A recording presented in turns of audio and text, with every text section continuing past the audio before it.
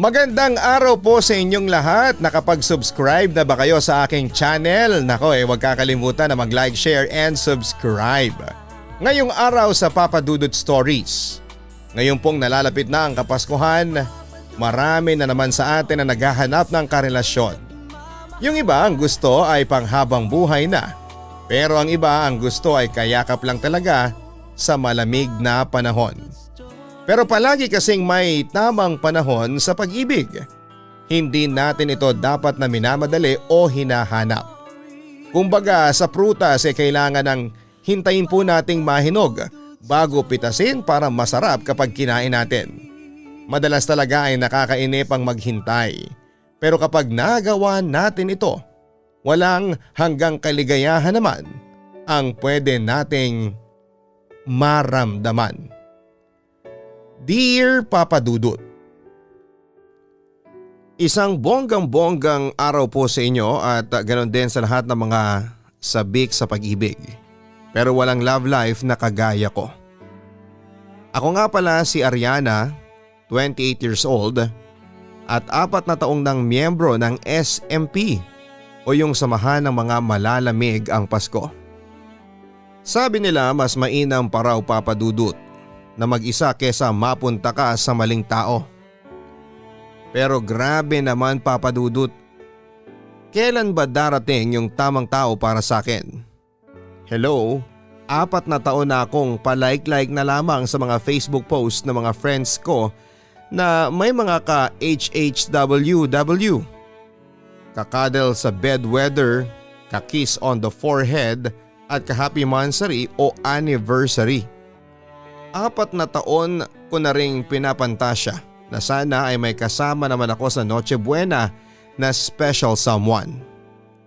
Ang hirap kasi sa amin Papa Dudut, halos lahat na yata ng mga pinsan ko ay may pinapakilalang jowa tuwing may mga family gathering kami. Tapos pagdating sa akin, nga. Kaya naman sinumpa ko sa sarili ko na sa susunod na Pasko ay luluhod sa akin ang mga tala at ako naman ang magkakajowa. Talagang kakariring ko ang paghahanap ng the one. Hindi na po pwede yung patiently waiting lang na relationship status, no? Kailangan ay aggressively searching na tayo sa ngayon. Sigurado naman ako na somewhere somehow ay may isang Prince Charming na naghihintay lamang ng deserving na maging prinsesa niya. At ako ang prinsesang handang magbigay ng saya sa malungkot na buhay ng kung sino mang Prince Charming na yon. Ano ba kasi ang ginagawa mo? Medyo inis na tanong sa akin ng best friend kong si Bella na nasa tabi ko lamang. Kanina pa kasi siyang nagkukwento ng tungkol sa pinapanood namin na romance movie pero deadma lamang ako kasi busy ako sa hawak kong cellphone. Ano pa di naghahanap ng jowa dito sa dating app na ito, sagot ko naman sa kanya. Habang hindi pa rin inaalis ang tingin ko sa cellphone ko. Na naman? Maghapon ka na yatang nakasubsob dyan sa cellphone mo. Sa kaka-swipe left at swipe right sa dating app na yan, dagdag pa ni Bella. Pareho kasi kaming walang pasok sa trabaho at nandun kami sa kwarto niya para mag-movie marathon. Pero ang inatupag ko lamang talaga ay ang pag-swipe sa screen ng cellphone ko. Hoy, hindi naman, grabe siya. Pero Besa, pahiram naman ako ng credit card mo please, ang sabi ko. Bakit naman? Tanong ni Bella habang kumakain ng chichirya na hawak niya. Magpa-purchase kasi ako ng VIP membership sagot ko. VIP membership? Ano yun? Para saan? Nagtatakang tanong ulit niya. Parang premium account ganun. Para makapag-resume na ako dito sa pagsaswipe right ko. Na-reach ko na yata yung limit. Kamot ulong sagot ko nang hindi ako makapag-swipe. Kung bakit naman kasi may limit pang pagsaswipe sa mga dating app? Di ba kaka-register mo lang sa premium account last week? Tanong ulit ni Bella. Ibang dating app naman yun Iba pa to bes, pangatlong dating app ko na to. Nakangiting sagot ko. Ano? 3? Bulalas niya. O sige na dali, babayaran ko na lang sa'yo yung matcha-charge sa credit card mo. Pakiusap pa niya. Okay sige, saglit lang pwede. Sabi niya bago inabot ang bag niya at hinanap doon ang pakay na credit card. O ayan ha, saksak mo sa baga mo. Baklang to? Jowang-jowa na ba talaga ha? Napapailing na sabi niya. Siguro deserve ko namang makahanap ng bagong jowa no? 4 na taon na akong walang kalandian. Sagot ko pa sa kanya. Oo na, sige na. I-register mo na yung premium account mo gamit ang credit card ko. Ang sabi pa niya. Sige eto na. Sabi ko bago kaagad na sinunod ang utos niya. Tuwang-tuwa akong nagpasalamat sa kanya at binalik na ang credit card niya. Muli kong hinawakan ang cellphone ko at bumalik din sa ginagawa ko. Hoy! Ano yan? Anong ginagawa mo? Biglang tanong ni Bella. Ha? Nagsaswipe patanong na sagot ko. Oo alam ko nagsaswipe ka. Pero ano yan? Puro pa kanan? Nirarat-rat mo na yung swipe right na yan ha? Wala man lang swipe left? Ni hindi mo man lang tinitingnan yung profile nung sinaswipe right mo? Nanlalaki ang mga matang sunod-sunod na tanong niya. Hayaan mo na. Swipe right lang muna ng swipe right. Saka na ako mamimili kapag may nagmatch na. Sabi nga nila more entries, more chances of winning. Natatawang sagot ko. Nang bigla akong mapatilin dahil may nagmatch na sa wakas. Wag mong sabihing i-chat mo kaagad yan ha. Ang sabi pa ni Bella. Siyempre ano pang silbi ng nagmatch kami? Tanong ko naman. Hindi ba may kachat ka pa kamo sa Facebook? Yung Richard ba yun? Teka paano mo nga ulit naging friend yun? Tanong ni Bella tungkol sa lalaking kinikwento ko sa kanya dati na akala ko magiging boyfriend ko na sa wakas. Ayun. Walay na. Na first EV ko na si kuya sa buhay ko. Umiiling na sagot ko. Sa paano mo nga siya naging friend? Pag-uusisa pa niya. Inad ko, tipid na sagot ko kasi sa totoo lang ay nahihiya na akong magkwento kay Bella. Inad mo? Out of nowhere ganon? Ayaw paawat na muling tanong niya. Nakita ko yung profile niya sa isang sikat na page. Nakita ko nag-comment siya tapos nakita na ko kaya inad ko siya. Hindi ko naman alam na boring naman pala siyang kausap. Sagot ko habang patuloy sa pagsaswipe right. Ano? Nag-add ka ng mga profile na hindi mo kakilala? Hindi makapaniwalang tanong niya. Hindi once in a blue moon ko lang nagawa yun. Mas madalas sila yung nag-a-add sa akin. Kaagad namang tanggi ko. Ina-add ka? Paano at saan naman nila nakikita yung profile mo? Pag-uusisa pa ni Bella. Di nagko-comment din ako sa mga post na nagtitrending. Tapos pag nakita nila yung picture ko na shining shimmering sa kagandahan, ina-add nila ako. Sa wakas ay pagkukwento ko sa kanya. Wow, iba rin. Tingnan natin kung saan ka dadalhin niyang mga para-paraang moves mo na yan ha. Kapag ikaw inulan ng friend request at match sa mga dating app na yan, ewan ko lang kung hindi ka mapraning sa dami ng kachat mo, ang sabi pa ni Bella. Ano ka ba? Kaya na yan ang powers ko. Just wait and see. Isang araw ay magugulat ka na lang, may ipapakilala ko sa iyong jowang yummy. Taas kilay na sagot ko pa sa kanya. Papadudot ang best friend ko talagang si Bella ang naging partner in crime ko sa paghahanap ng magiging next jowa ko. Na-witness niya kung paano ako lumande sa social media, pati na rin sa real life. Nariyang isa-isa kong kinukumusta lahat ng dati kong classmate noong high school at college na alam kong single pa. Panay ang heart react ko sa mga my day nila at panay ang share ko ng mga memes na may kinalaman sa pagiging single. Baka sakaling may makapansin at alam nyo na. Kaya lang wala naman yatang epek ang mga pinaggagawa ko. So hindi ako nakontento sa Facebook, Twitter at IG lang. Nagpaka-active din ako sa mga happenings dito sa lugar namin. Minsan nanonood ako ng mga liga at nag-cheer ng kung sino-sinong cute na basketball player. Uma-attend ng mga birthday party at kung ano-ano pa. Baka sakaling doon ko makilala ang pupuno ng bakanteng spasyo sa buhay ko. May mga mangilan-ngilan din na akong nakilala pero wala pa sa kanila yung talagang nakahuli ng kiliti ko. Hindi naman ako ganon kapihikan pero syempre hindi naman pwedeng kung sino lang yung sumulpot ay aaurahan ko na kaagad. Kahit paano naman dalagang Pilipina pa rin tayo.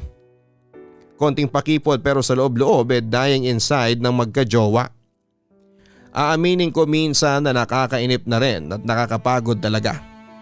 Pero syempre hindi ako kaagad sumurrender. Hanggang isang araw ay meron akong nakilalang guy na feeling ko talaga siya na ang regalo ng langit sa akin. Araw yon ang kasal ng isang girl BFF ko at ginawa ko ang lahat ng kapraningan ko noon, Papa Dudut, at inumpisahan ko yon sa pagsungkit ng bouquet of flowers. Kasi nga hindi ba may paniniwala tayo na kung sino man ang makasalo ng bouquet pagkatapos ihagis ng bride, siya na ang susunod na magkaka-love life o kaya ikakasal. Kaya kinuntsaba ko ang ilang bridesmaid na ibalato na lang sa akin ang bouquet na iahagis ng bride. Pumayag naman ang iba pero hindi yung dalawa. Kaya naman sa oras ng paghahagis ng bride ng bouquet of flowers, hindi pagsalo ang ginawa ko. Dahil talagang nakipag-agawan ako sa mga bridesmaid na kasama ko. Ano na?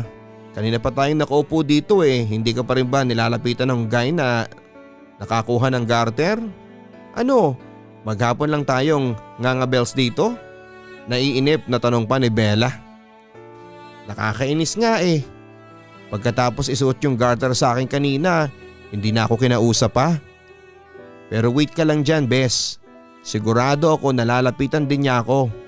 Sagot ko kahit ang totoo ay naiinip na rin ako.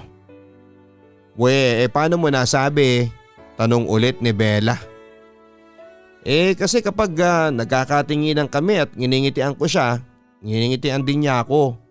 So ibig sabihin better niya ako, hindi ba? Patanong na sagot ko. Ganon? Nginitian ka lang, bet ka na? Napapailing na sabi naman ni Bella. Ganon na nga rin yun. Teka, tiyan ka lang ha? Ang sabi ko bago ako tumayo. Teka saan ka pupunta? Kunot noong tanong naman ni Bella. Ako na yung lalapit, Diyos ko. Sa panahon ngayon, hindi na pwedeng babaeng pabebe. Hintay mo na lang ako dyan. Babalik ka agad ako. Paalam ko sa kanya at hindi ko na nga pinansin pa ang ibang sinabi niya. Naglakad na ako papalapit sa lalaki na nakakuha ng garter at nagsuot sa akin noon. Excuse me, panimula ko. Oh hi, kaagad namang bati niya. Randy, right? Tanong ko kahit sigurado naman ako na yun ang pangalan niya dahil sa sigawan ng mga tao kanina. Yup. And you're Ariana? Balik tanong niya. Yes, and I'm single. Charot. Okay lang bang makiupo? Pagpapaalam ko sa kanya. Sure. Hawak mo pa rin pala yung bouquet of flowers. Ang ganda no? Bagay sa'yo. Ang sabi ni Randy na sobrang kaagad na nagpakilig sa akin. Talaga ba? Pero alam mo mas bagay ka sa akin. Pabirong sagot ko. Ha? Ano yon? Nagtatakang tanong niya. Ay wala, ang sabi ko salamat. Kagad namang bawi ko habang pigil pa rin ang kilig na nararamdaman ko. Okay. Ariana, may itatanong pala ako sa iyo kung okay lang. Tanong naman ni Randy. Go, ayos lang naman kahit na ano pa yan. Ramdam ko na abot tenga na ang ngiti ko habang sinasabi yon. Ariana, hindi ba close kayo ng maid of honor? Muling tanong niya na ang tinutukoy ay si Michelle na close friend ko rin. Oo, bakit? Balik tanong ko sa kanya. Talaga? Ayos lang ba na ilakad mo ko? Excited na sabi niya. Yun lang ba? Sure, ikaw pa ba? Malakas ka sa akin eh. Anything for you. Teka, anong sinasabi mo? Biglang tanong ko nang ma-realize ko na ang pinapagawa niya sa akin. Ang sabi ko, ilakad mo ko dun sa maid of honor na si Michelle. Ulit pa niya. Okay, sure. Sige, yun lang pala eh. Sagot ko habang pinipilit na lamang na ngumiti noon. Ayun oh. Thank you talaga, Ariana. Sige, dun muna ako ha. Paalam niya sa akin bago siya umalis sa tabi ko. Kaagad namang lumapit si Bella sa akin at nagusisa. Oy, ano na? Ano raw sabi? Kailan daw manliligaw? Sinagot mo na ba? Sunod-sunod na tanong ni Bella. Luka-luka. Siyempre hindi. Hindi naman kasi ako yung type niya eh. Kung hindi si Michelle. Inis na sagot ko. Ha? Si Michelle? Takang ulit ni Bella. Oo aba, ang kapal ng bes. Nagpatulong pa sa akin na ilakad ko raw siya kay Michelle. Kung lupuhin ko kaya siya at nang hindi na talaga siya makalakad kahit kailan. Nakakaasar. Bokya na naman ako. Hindi na ako maniniwala sa mga bulaklak na yan. Nang gigigil na sabi ko bago ko tinapon ang hawak kong bulaklak. Sobrang nasira na talaga ang gabi ko na yon, Papa Dudut. Pinaghandaan ko pa naman ang kasal na yon kahit na hindi ako ang bride. Kasi alam ko na marami akong prospect na makikita na pwede kong maging boyfriend. Ang dami kong ni-request sa gown na pinatahi ko para sa akin. Sinabi ko rin sa makeup artist na gawing special ang makeup ko at pati heels ay binonggahan ko rin kahit na hindi naman masyadong makikita dahil sa gown ko. Pero nawawalang saysay lang din pala kasi hindi ako ang bet ng lalaking akala ko ay magiging boyfriend ko na. Akala ko talaga, Papa Dudut, ay magiging sobrang nganga ako ng gabi na yon. Pero may pahabol pa pala si Lord para kahit papaano ay manumbalik ang kilig sa katawan ko. Dahil noong pauwi na ako ay biglang may lumapit sa akin na boylet at sinabing isa raw siya sa mga groomsmen. At gusto raw niyang makipagkilala sa akin. Tristan ang pangalan niya at kahit paano hindi na rin ako bokyang-bokya ng araw na yon. Well, actually masasabi kong naka-jackpot pa ako kay Tristan kasi ang gwapo-gwapo niya. Ang linis ng mukha niya pati ng gupit niya. Tapos ay hapit na hapit at bagay na bagay sa kanya yung suot niyang barong na pang-abay at ang bango-bango pa niya. Parang gusto ko tuloy siyang yakapin at panggigilan ng time na yon. Pero syempre hindi ako nagpahalata. Medyo nag-usap muna kami at inad ang isa't isa sa Facebook. And in fairness, enjoy at may sense siyang kausap. Hindi kagaya ng ibang lalaki na hanggang papogi lang. Wala noon naging madalas sa pag-uusap namin sa chat at video call. Minsan lumalabas din kami ng kaming dalawa lang. As in date. Hindi ko tuloy mapigilan ang sarili kong isipin na baka siya na nga yung lalaking hinahanap ko. Hanggang sa nagulat na lamang ako isang araw, in-invite niya ako sa family reunion nila. Uy bes, ano na? Ano nang nangyayari dyan? Mababait ba yung in-laws mo ha? Pangungumusta sa akin ni Bella sa tawag habang mag-isa lamang ako sa kinakaupuan ko. Mabuti nga at napatawag siya dahil medyo naiinip na ako sa pagkakaupo ko. Kasi iniwanan ako ni Tristan nang dumating pa ang iba pa niyang mga pinsan. Sira, in-laws agad? Maghinay-hinay ka nga baka mamaya mausog pa. Saway ko sa kanya. Biro lang. O so ano na nga? Pinakilala ka na ba? Tanong naman ni Bella. Oo bes, ang bait ng family niya. Tapos welcome na welcome ako. Tinatawag ako ng parents niya na iha. Tapos yung mga batang kapatid naman niya ate ang tawag sa akin. Alam mo yun, feeling ko talaga parte na ako ng Pamilya niya? Kinikilig na kwento ko pa sa kanya. Oh my God, I'm so happy for you, Beshi. Paano ka ba niya ipinakilala? Girlfriend, nililigawan? Ano? Pag-uusisa pa niya. Friend, may pagkaalinlangan na sagot ko. Ha? Friend? Ulit ni Bella. Oo, pero okay lang yun kasi ramdam ko naman na parang understood na rin ng family niya na there's something special between us. Pero nahiya lang siyang sabihin kanina yun. Ang kwento ko ulit.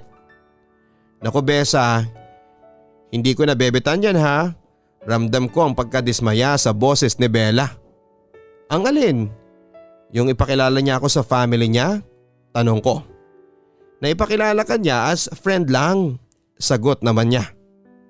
Anong masama dun? Pagtatanggol ko pa kay Tristan. Wala naman.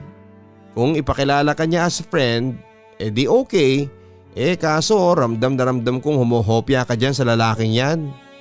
Alam mo mabuti pa klaruhin mo na kung ano ba talaga kayo.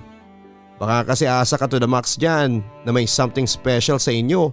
Yung pala ibang nararamdaman ni Tristan. Basta don't assume ha, unless stated otherwise.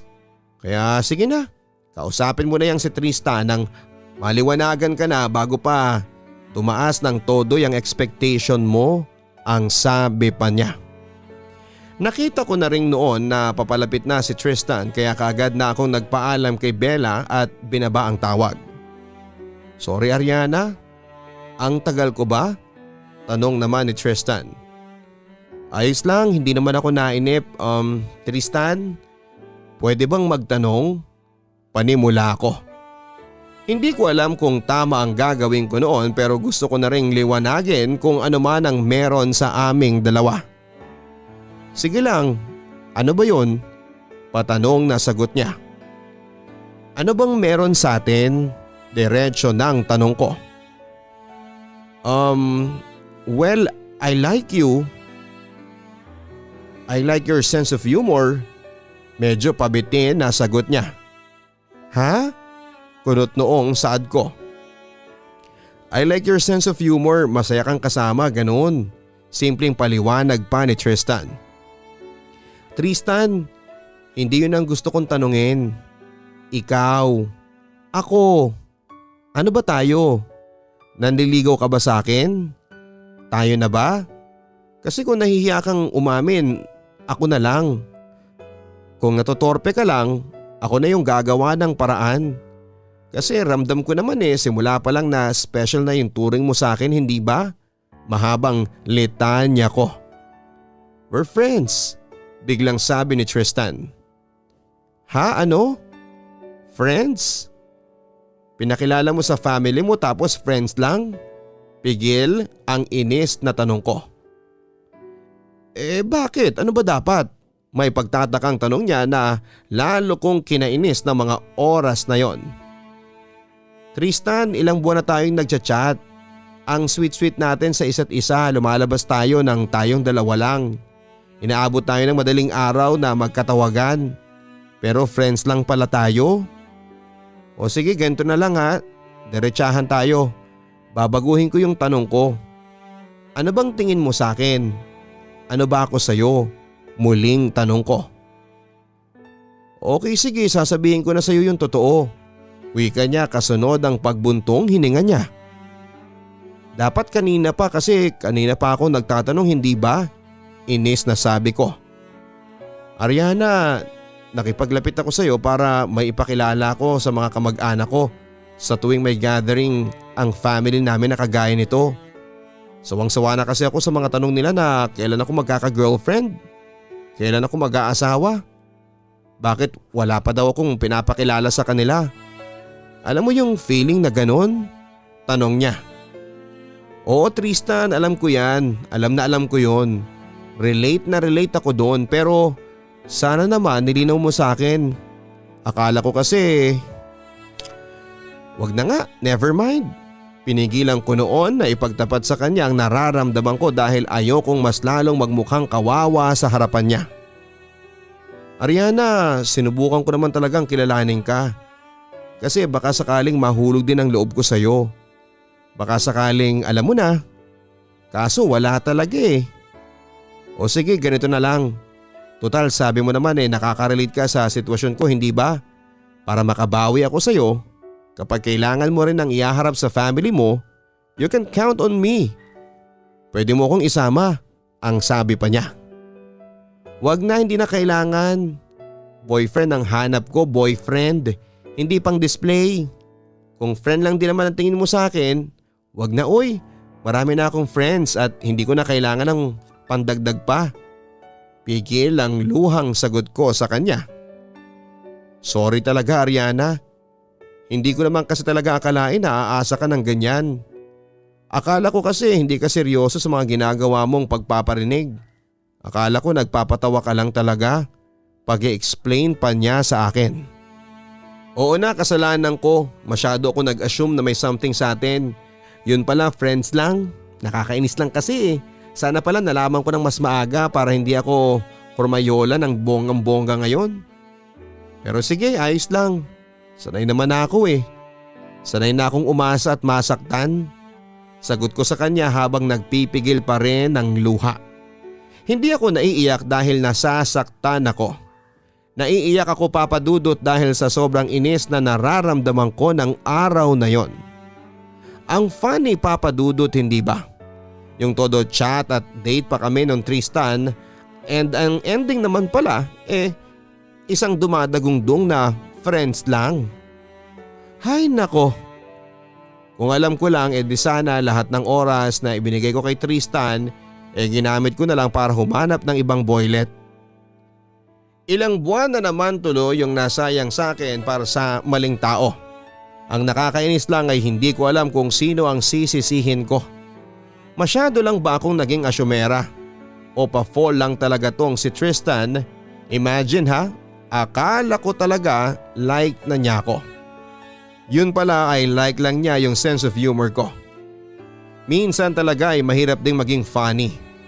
Dahil akala nila, Papa Dudut, lahat ng bagay ay nagjo-joke ka. Ang ending, nga. Gaya na lamang ng nangyari sa amin ni Tristan. Hi, well, wala na nga akong magagawa kundi ang tanggapin ang bunga ng pagiging asyomera ko at mag-move on na lamang. Tuloy lang ang laban, walang sukuan, walang aahon hanggat walang nasisisid at nabibingwit na jowa. Hanggat may oras pang natitira ay gagamitin ko para makamit ang pinakaaasam kong regalo sa darating na Pasko. Ang magkaroon ng lalaking mamahalin at mamahalin ako. Pero naiwan man akong luhaan dahil kay Tristan noon ay hindi ko pa rin basta-basta isinuko ang laban. Lalo na't papalapit na ng papalapit ang Kapaskuhan. Palamig na ng palamig ang simoy ng hangin. Kailangan ko ng taong yayakap sa akin at magpapainit ng December ko. Kung ang puto bungbunga ay may bibingka at si Mary ay may Joseph, hindi pwedeng mag-isa ang isang Ariana kung kailan magki-Christmas. So ang game plan, tuloy ang offline hanap jowa, Papa Dudut. Nagbalik loob ako sa iba't ibang dating app at sa pag-i-stalk ng profile ng mga long lost friend, classmate kong single pa rin na kagaya ko. Kung ang mga inaanak ay may hashtag finding ninong, pues ako naman ay may hashtag finding jowa. At dahil nga magpapasko ng time na yon, kaliwat kanan ng mga Christmas at year-end party na pinupuntahan ko. At alam mo ba kung ano ang nakakatawa, Papa Dudut? Ultimo yung Christmas party namin sa office ay hindi pinalampas ng powers ko. At isa sa mga pinunteriya ko ay ang long-time crush ko noon na si Jason.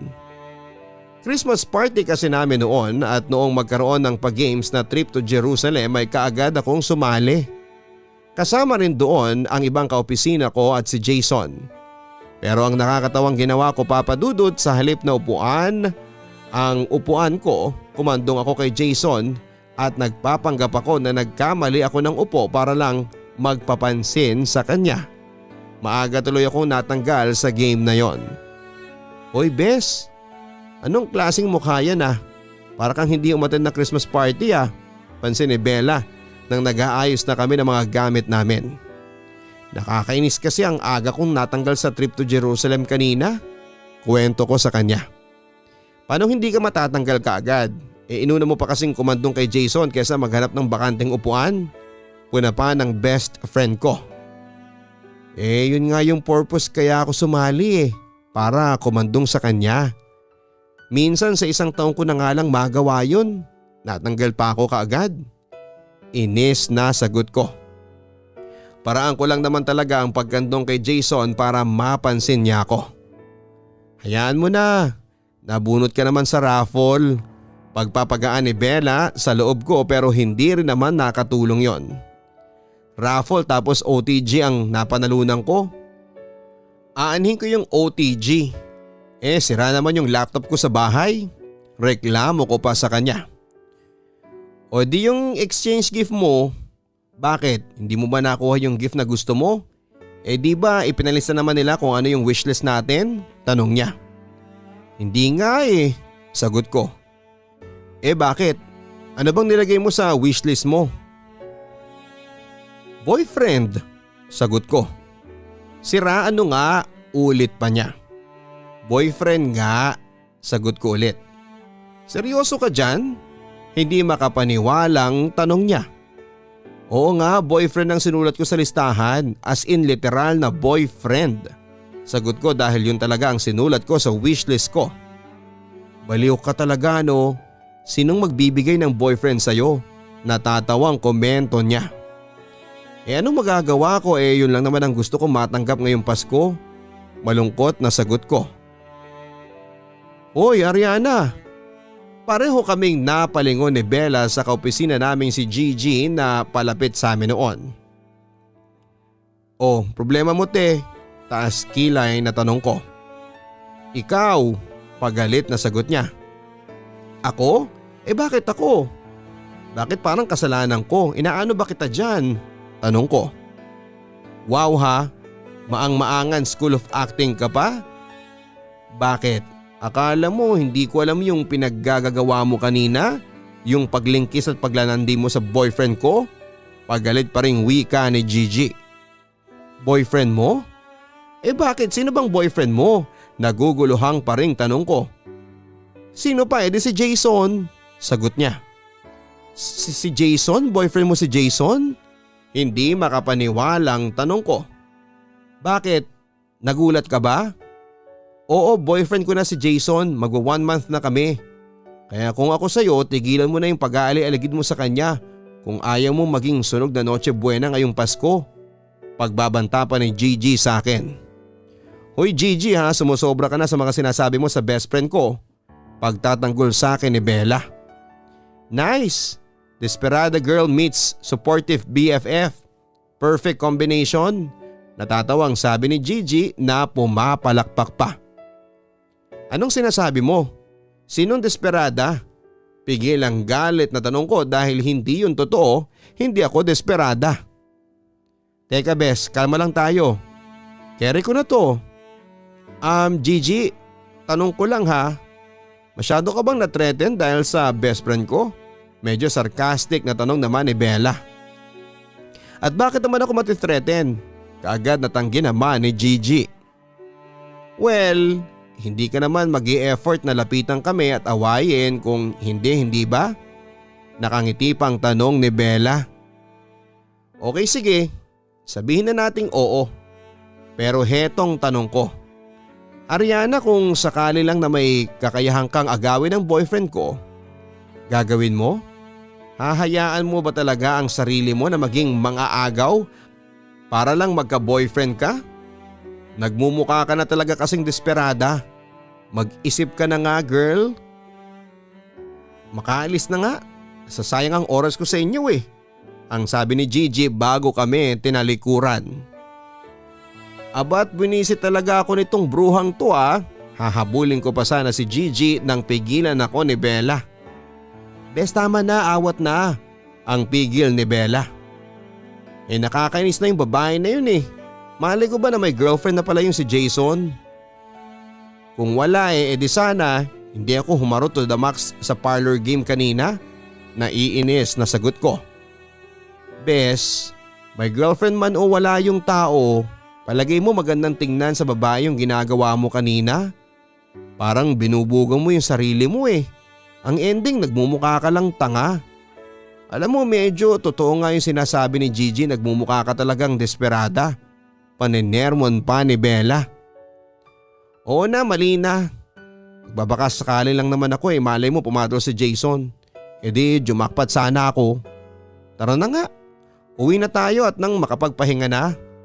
Aya ko sa kanya na umuwi na kami dahil mas napagod ako sa pakikipagtalo kay Gigi kaysa sa parlor games namin ng araw na yon. Papadudot, isa lang yon sa mga sangkaterbang trouble na napasukan ko dala ng walang kasawa-sawang paghahanap ng bagong jojowain. Hindi ko naman kasi talaga alam na may girlfriend na pala talaga si Jason. Ayaw ko namang umabot ako sa punto na maninira ako ng relasyon para lang makahanap ng boyfriend, no? It's a big no-no for me. Kaya nang malaman ko na magjowa na pala si Gigi na yon at saka si Jason, kara-karaka nag-mission abort ako at itinuong ko na sa iba ang pansin ko. Sa isang guy na matagal ko na rin namang nakakausap. Ganito kasi yon, papadudot. Meron akong nakamatch sa dating app na Gary ang pangalan. Maraming buwan nang nakakalipas. Pero medyo paputol-putol ang convo namin kaya hindi kaagad nauwi sa meet-up. Masasabi ko namang enjoy siyang kausap, may pagka-brainy at based sa kanyang profile picture ay yummy din ang new prospect ko. Yun nga lang, ayaw niya munang mag-add sa mga social media accounts dahil sabi niya ay gusto raw niya munang magpaka-discreet. Ang mysterious ng dating sa akin noon. Mas lalo tuloy ako na curious sa kanya. Kaya naman noong nag-aya siya na mag-meet up kami ay pumayag agad ako para magkaalaman na. At masasabi kong hindi naman ako nabigo sa nakita ko dahil lang gwapo talaga niya sa personal. Matangkad siya, maputi, yummy at ang bango-bango pa. Tapos ang dami-dami pa naming napagkwentuhan at sobrang kilig na kilig talaga ako ng gabi na yon. Kung pwede lang talaga na sabihin ko sa kanya na maging kami na noon ay ginawa ko na. Mabuti na lang at napigilan ko pa rin ang sarili ko. Kaya nang magpaalam siya na mag-CR lang muna ay kaagad kong tinawagan si Bella para ma-share sa kanya ang kilig na nararamdaman ko. Bes, sa wakas naman sinagot mo na rin ang tawag ko. Kaagad na bungad ko kay Bella sa kabilang linya. O Bes, bakit? Tanong naman ni Bella. Bes, oh my God, as in OMG talaga. Kinikilig pa rin sabi ko na hindi ko alam kung saan sisimulan dapat ang kwento. Uy Bes, kumalma ka nga muna. Ano bang nangyayari sa'yo? Naiiritang tanong ni Bella. Ganito kasi yun Bes Naalala mo yung kinuwento ko sa'yo si Gary? Yung nakamatch ko sa dating app? Magkasama kami ngayon Bes. Nagde-date kami. Pagsisimula ko sa kwento ko. Ano? Tinuloy mo talaga ang pakikipagkita doon? Gulat na tanong naman ni Bella. Oo, pero alam mo Bes, hindi siya poser. Totoo siya as in real na real. Mas gwapo pa nga siya sa personal Ang kwento ko pa. O buti naman. Akala ko gumagamit lang ng picture ng ibang tao yun Komento ni Bella dahil nang ipakita ko sa kanya ang picture noon ni Gary, sinabi niya na baka poser lang daw ito. Totoong tao talaga siya Bes, as in legit na legit, check. At alam mo pa ha Bes, sinabihan niya ako ng I like you kanina. Pilit kong hininaan ang boses ko noon kasi masyado na talaga akong kinikilig. Hindi nga, duda pa ni Bella. Oo nga, alam mo Bes, feeling ko siya na talaga. Siya na yung hinihintay kong regalo ngayong Pasko, ang sabi ko pa. Malakas na talaga ang kutob ko noon. Alam ko at sigurado ako na matatapos na ang membership ko sa SMP. Hay nako, sana nga. At nang tumigil ka na sa kakahopya mo. Pero huy, mag-iingat ka dyan ha. Ngayon mo lang nakilala yung lalaki na yan. Baka mamaya kung saan ka dalhin yan, sumama ka kaagad. Paalam niya sa akin. Uy hindi hindi naman ako ganun sagot ko sa kanya. Well, pinapaalalahanan lang kita. O siya, sige na, mag-enjoy ka na dyan pero huwag kang masyadong ma-carried away ha. Muling paalala pa niya. Oo be, sige, tatawagan na lang kita mamaya. Bye. Paalam ko sa kanya bago ako bumulong-bulong sa sarili ko. Kalma Ariana, kalma ka lang. Huwag masyadong papahalata na sobrang kinikilig ka. Kalma ka lang. Nang makabalik si Gary ay ako naman ang nagpaalam na magsi-CR lang para mag-retouch. Binilisan ko pa talaga para hindi siya mainip sa lamesa namin. Pero nagulat ako nang wala na siya doon nang bumalik ako. Iniisip ko na baka bumalik ulit siya sa CR pero may 15 minuto na ako sa kinakaupuan ko nang mapansin kong parang ang tagal naman ni Gary sa CR. Hindi lang yon ang napansin ko Papa Dudut, kung hindi pati na rin ang pagkawala ng bag ko na nasa katabing upuan ko lamang dapat na iniwan at biniling ko pa kay Gary. Kaya naman tumawag na ako ng waiter para itanong kung napansin ba niya ang kasama ko. Nakita mo ba yung lalaking kasama ko dito kanina? Tanong ko sa waiter na lumapit sa akin. Ay, opo ma'am. Lalabas lang po saglit, may bibilhin lang daw po, sagot naman niya. Ha? Okay, pero napansin mo rin ba yung dalang bag ko? Kulay brown na maliit na backpack? Muling tanong ko. Opo ma'am, pero babalik naman daw po siya sagot ulit ng waiter. Sige, salamat, nasabi ko na lang. Ayokong mag-isip ng kahit na anong masama noon Papa Dudut. Kino-convince ko ang sarili ko na hindi masamang tao si Gary at hindi niya nanakawin ang bag ko. Kaya lang ay hindi na talaga siya bumalik at nang i-message ko siya sa dating app kung saan kami nag-uusap ay wala na siya sa match list ko. Ewan ko ba kung bakit sa dinami-rami ng trouble na napasok ko hinintay ko pang mangyari ang bagay na yon bago ako tumigil. Sino ba naman kasi ang mag-aakala na yung guwapong Gary na yon may miyembro pala ng budol-budol gang? Nagpaalam lang ako saglit para mag-CR, pagbalik ko wala na siya at tangay-tangay na yung bag ko. Buti na lang at hindi kasama sa mga natangay niya ang cellphone ko, kaya nagawa ko pang tawagang muli ang best friend kong si Bella at nakahingi ako ng tulong sa kanya. Hindi na rin ako naghabol o nag-report pa sa pulis dahil ayokong malaman ng mga magulang ko ang nangyari. Siguradong puputukan lang nila ako ng sermon. Pagkatapos nga ng nangyari nyon ay doble ingat na ako Papa Dudut. Itinigil ko na muna ang pakikipag-chat sa kung kani-kaninong lalaki na hindi ko naman kilala ng personal. Ayoko na. Parang nadala na rin ako. Kaya lang ayun na naman ang pressure ng mga kamag-anak ko. Magkakaroon kasi kami ng advanced Christmas celebration at makakasama ko na naman ang mga pinsan ko at ang mga tito at tita ko na parang detective kung makapagtanong tungkol sa personal kong bagay. At dahil ayoko namang magmukha akong tanga na walang maipakilala sa kanila ay binalikan ko si Tristan. Siningil ko siya doon sa kasunduan namin na kapag kailangan ko nang ihaharap sa family ko, sabihan ko lang siya. Kahit pan-display lang ay go na, kesa naman nga ako sa reunion na yon. O ano? Nakita mo na kung gaano katinding mang-usyosyo yung mga kamag-anak ko? Tanong dito, tanong dun ano? Dinig pa ang mga chismosang reporter sa mga talk show, hindi ba? Ang sabi ko kay Tristan nang makalayo na kami mula sa mga kamag-anak ko na ipinakilala ko sa kanya. Kasama ko rin noon si Bella pero kausap niya ang parents ko kaya kami lang ang magkatabi ni Tristan ng mga oras na yon. Ayos lang, ang cool nga ng daddy mo Okay lang sa kanya kung may manligaw na sayo. Hindi kagaya ng ibang tatay na tatakutin yung mga manliligaw ng anak nila. Natatawang sagot pa ni Tristan.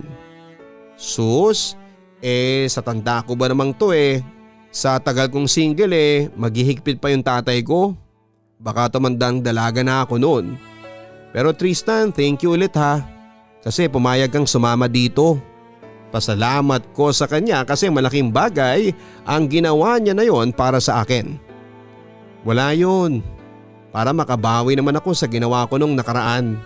At saka pareho lang naman tayo ng pinagdadaanan kaya naiintindihan kita. Sagot naman niya.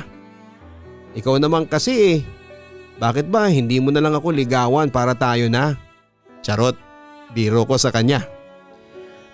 Actually Ariana, may aaminin nga ako sa iyo Medyo seryosong sabi niya kaya lang ay hindi na niya natuloy dahil biglang lumapit sa amin ang isang tito ko. Ariana, kumusta ka na? Aba, habang tumatagal mas lalo kang gumaganda, ang puri ng tito ko. Nako, si tito talaga hanggang ngayon bolero pa rin. Natatawa ang sagot ko. O ano, may boyfriend ka na ba? Ikaw na ba ang susunod na ikakasal? Para maihanda ko na yung barong ko. Ang biro pa ni tito. Nako tito, malayo pa po yan kasi nag-i-enjoy pa ako ngayon sa buhay ko. Pero eto nga po pala si Tristan. Tristan, tito ko. Pakilala ko kay Tristan. Good evening po tito. Ang bati naman ni Tristan. Boyfriend mo? Tanong ni tito sa akin. Hindi po. Manliligaw ko pa lang. Pagsisinungalin ko. Ganun ba? Pero teka. Parang nakita na kita iho ah. Are you related to Laurel family? Tanong ng tito ko kay Tristan. Yes po. Sagot naman ni Tristan. Ang parents mo ba ay sina Beatrice at saka si Gerardo? Muling tanong pa ni tito. Opo, kagad namang sagot ni Tristan. Sabi ko na nga ba nakita na kita. Long time friend ko ang parents mo. Magkakasama kami sa reunion ng batch namin 2 weeks ago. Ikaw pa nga yung sumundo sa kanila nung gabing yun, di ba? Kaya lang di ba may kasama kang ibang babae noon? Na ang pakilala sa amin ng parents mo girlfriend mo raw. Pag-uusisa ni tito. Biglang naubo si Tristan at hindi ka agad nakasagot. So may girlfriend ka na at nanliligaw ka pa sa pamangking ko? Galit na tanong naman ni tito bago bumaling sa akin. Ariana, hindi mo man lang ba kinikilala tong lalaking to bago mo dalhin sa bahay?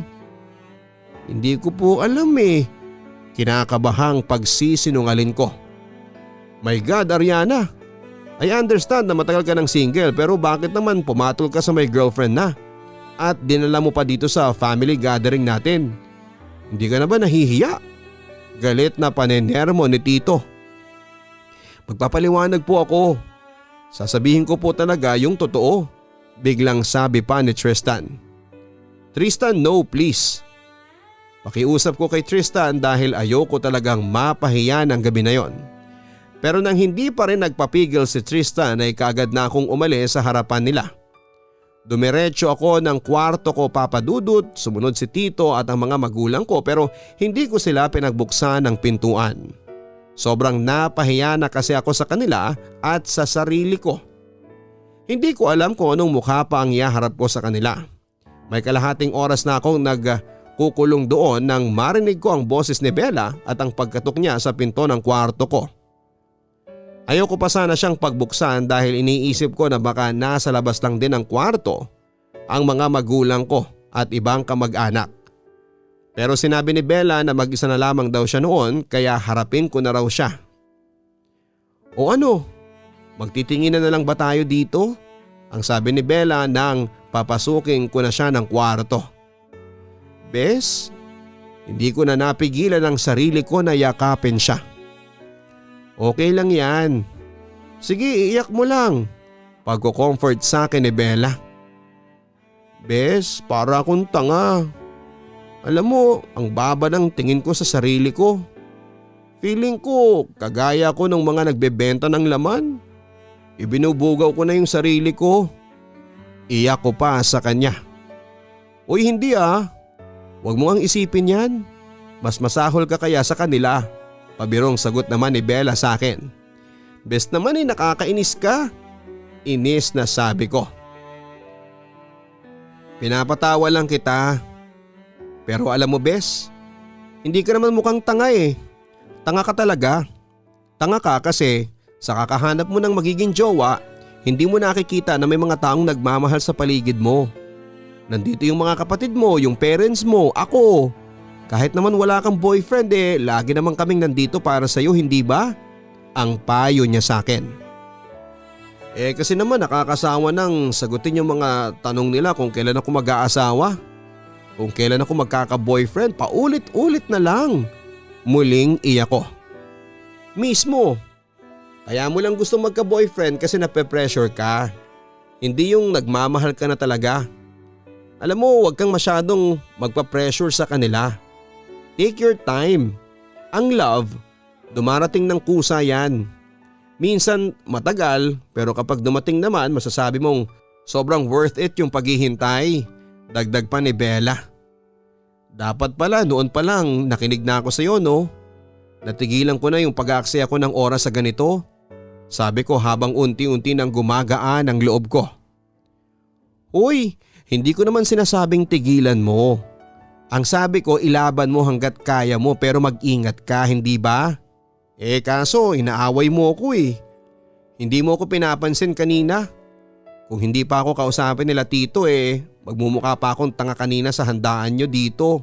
May tampong sabi ni Bella. Sorry na, dispensa ko naman sa kanya. Wala na yun. Ang mabuti pa kausapin mo si Tristan. Naghihintay siya sa baba. Siya na ang nagpaliwanag ng lahat sa kamag-anak mo sa baba. Siya ang sumalo ng lahat ng pressure habang nagmumukmuka dito. Kaya sige na, harapin mo na siya. Muling payo pa ni Bella. Papadudot ng maayos ko ang sarili ko ay muli ko nang hinarap si Tristan na hanggang sa mga oras na yon ay hindi pa rin umuuwi. Hinintay niya talaga ako para makapag-usap kaming dalawa. Nagsorry na ako sa kanya dahil naipit siya sa mga kasinungalingan ko. Naiintindihan daw niya at humingi rin siya ng sorry kasi hindi niya raw kaagad nasabi na may girlfriend na pala siya. Kaya lalo raw tuloy nagulo ang gabi na yon. Pero laking pasalamat ko na rin kasi matapang na pinaliwanag ni Tristan ang lahat sa parents ko at mga kamag-anak ko. Ikinuwento niya ang lahat ultimo sa ginawa niyang atraso sa akin noong isinama niya ako sa family reunion nila. Ang lumabas tuloy siya ang may kasalanan at muabawi lang siya sa akin kaya niya ako sinamahan ng gabing yon. Inako niya ang lahat, papadudot. Kaya kahit papaano naalis ang pressure sa akin. At pinaliwanag niya rin sa akin na may nakilala siyang iba at nagsisimula pa lamang sila sa relationship nila noong makita sila ng tito ko. Pero hindi niya agad sinabi sa akin ang tungkol doon dahil sa kagustuhan niyang makabawi. At bawing-bawi naman siya. Absuelto na lahat ng atraso niya sa akin. Dapat nga mag-thank you pa ako sa kanya kasi finally ay hindi ko na kailangang magpakapagod sa paghahanap ng jowa for the sake na may maiharap ako sa mga kamag-anak ko. Ang ending, papadudot, ay walay pa rin, nga pa rin ang lola nyo. Pero this time kahit paano ay masasabi kong hindi na masakit. Okay sige, masakit pa rin. Pero at least mas naliwanagan ako na hindi ko naman pala talaga gustong magka-boyfriend. Gusto ko lang na may naipakikilala sa mga kamag-anak, yung may naipagyayabang ako sa social media. Yung hindi ako napag-iiwanan ng iba. Kaya para sa mga kamag-anak dyan na walang ibang ginawa kundi ang mag-usisa kung kailan magkakajowa ang mga pinsan o pamangkin nila, maghinay-hinay po tayo. Nakaka-pressure kaya.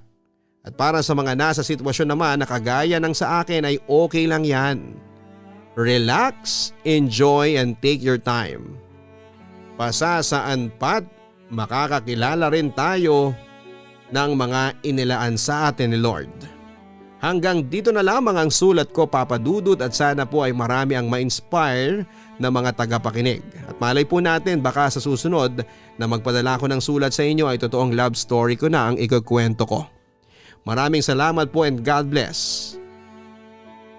Patuloy na umaasa na magka-love life, Ariana. Lahat ng bagay na tungkol sa pag-ibig ay palaging may tamang oras. At kapag pinilit na maabot ay pwedeng masakit at malalim na sugat lang ang makuha natin. Maraming salamat Ariana sa pagpapadala mo nitong nakakaaliw pero nakaka-inspire na kwento ng buhay mo. May part siguro na nakakainis na talaga ang ginagawa mo noon pero wala Ganon pa man, patuloy ka pa ring umasa na pwede kang magka-love life bago ang Kapaskuhan. Natutunan mo pa rin ang aral sa lahat ng mga ginawa mo para lang pilitin na magka-love life. Yun naman ang importante doon. Yung kahit madapa at masaktan tayo, at least alam natin kung paano ang tumayo at muling lumaban sa hamon ng buhay. Mga ka-online, ilang araw na lamang po Pasko na.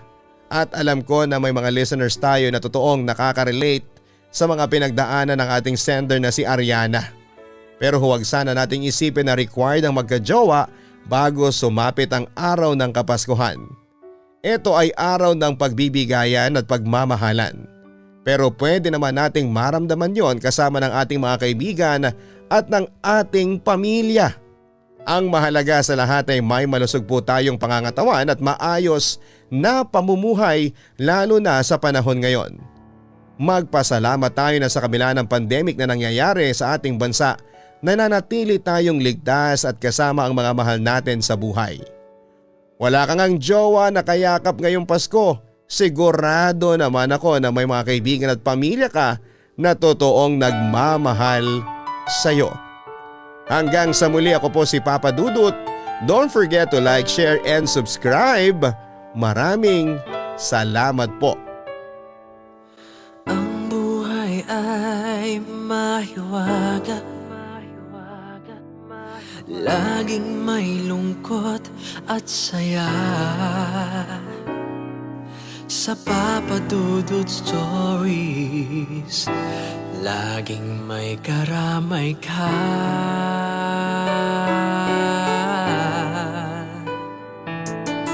Mga problemang kaibigan,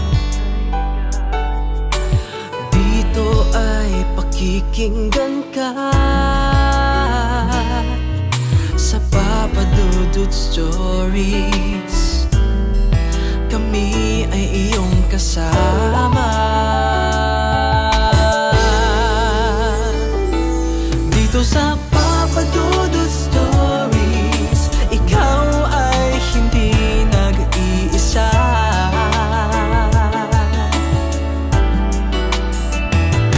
Dito sa Papa Dudut Stories, may nagmamahal sa'yo. Papa Dudut Stories, Papa Dudut Stories.